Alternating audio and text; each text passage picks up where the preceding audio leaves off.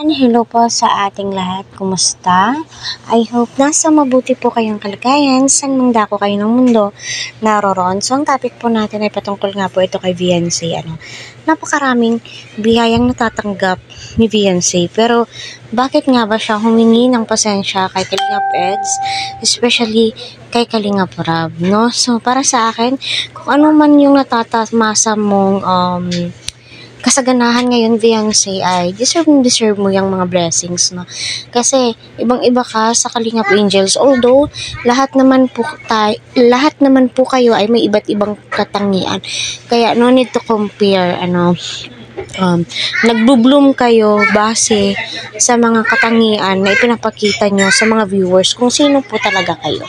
'Di ba? Correct me if I'm wrong. Kaya patuloy natin suportahan si Kalingap Rab, Kuya Val, Kalingap Eds, mga masisipag na scouter ni Kalingap Rab, Huwag po natin skip ang kanilang ads para sa ganun ay marami pa pong kababayan po natin ang kanilang malingap. Yes, humingi nga po ng pasensya si Viancy dahil naging emotional nga po siya lately ng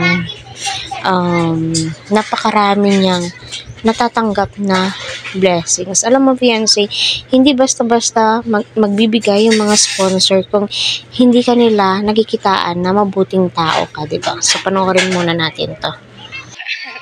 Ha? Bakit ka Viancy na luluwa? Kasi po?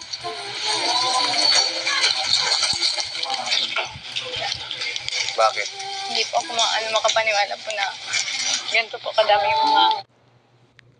So, ayun nga po mga kalingap, no? Narinig naman po natin yung sinabi ni Viancy na humihingi siya ng pasensya kasi ganun yung mga naging reaction niya. So, normal lamang po yung reaction ni Viancy. Tears of joy, kasi di po niya lubos akalain, kasi yung hiningi niya is bahay lamang. Pero yung ibinigay sa kanya ay sobra-sobra. Kaya deserve mo yan, Viancy, ika nga ni Eds. Kung ano man yung natatamasa mo, bigayan ng Panginoon at bigayan ng mga butihing sponsors mo. And especially si Kalingap Rab.